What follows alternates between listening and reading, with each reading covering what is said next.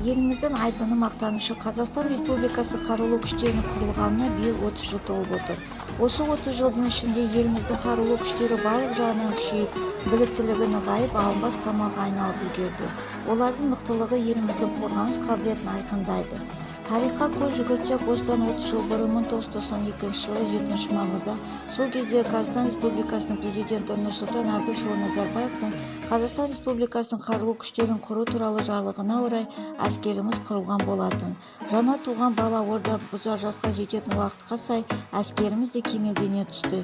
7 мамыр отан қорғаушылар күні болып белгіленді. Казахстанская армия за 30 лет своего существования прошла сложный путь, начав практически с чистого листа историю своего развития. На основе законодательного права Республики Казахстан 7 мая 1992 года первый президент Республики Казахстан подписал указ о создании вооруженных сил и о преобразовании Государственного комитета обороны в Министерство обороны. С того времени началось активное строительство национальных вооруженных сил.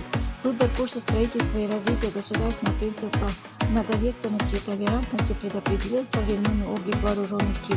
Казахстан стал первым государством Центральной Азии, принявшим военную доктрину, принятую 11 февраля 1993 года, которая предусматривала как меры по предотвращению войны, так и способы защиты суверенитета и территориальной целостности республики. Это остается основой и в современном развитии вооруженных сил Республики Казахстан. Кеңес одағынан бөліне сала еліміздің әскери жүйесін өз мүддемізге сай бұру оңай болмады. Сондықтан тәуелсіздіктің алғашқы жылдары аталмыш жүйе күрделі өзгерістерден өтті. Қазір еліміздің қарулы күші жаңа халықаралық аренаға заманауи талапқа сай қару-жарағымен, әскери техникамен, байланыс және әскери мүлкімен танылды.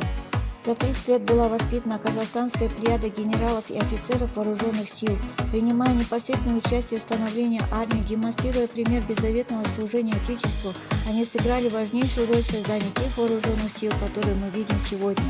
Первый министр обороны Казахстана, участник Великой Отечественной войны, герой Советского Союза, первый халық қаһарманы, генерал армии Сагадат Кожахметович Нурмагомедов, возглавляя армию в непростое для страны время, внес неоценимый вклад в ее становление и развитие.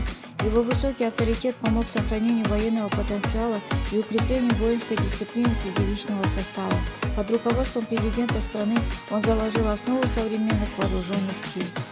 2005 жылдарға дейін елімізде қарулы күштердің негізі қаланса, одан кейінгі жылдары радиоэлектроника және байланыс әскери инженерлік институты, ұлттық қорғаныс университеті, шет тілдері әскери институты, құрлық әскерлерінің әскери институты, әуе қорғанысы күштерінің әскери институты, әскери теңіз институты секілді әскери мектептер мен оқу орындары құрылып, еліміздің әскери күштерін сапалық тұрғыдан жетілдіру жұмыстары жүргізілді. Бүгінде бұл оқу орындарында мыңдаған әскери қызметкерлер дайындалуда. Казахстан стал одним из немногих государств, где создан полный цикл подготовки военных кадров от первичного звена сержантов до генералов по различным отраслям военного дела.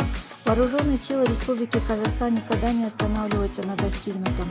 Обеспечение суверенитета и территориальной целостности нашей Родины требует от каждого военнослужащего постоянного совершенствования своих профессиональных качеств. 30 жылда жеткен қарулы күштеріміздің мерейі мен жетістігі ел ертеңінің жарқын боларының кепілі. Елімде туған ер қымбат, атадан қалған жер қымбат, әлемнің қисаң барлығын бәрібір туған жер қымбат. Елімде туған ер қымбат, атадан қалған жер қымбат, әлемнің қисаң барлығын бәрібір туған жер қымбат. Мен қазақты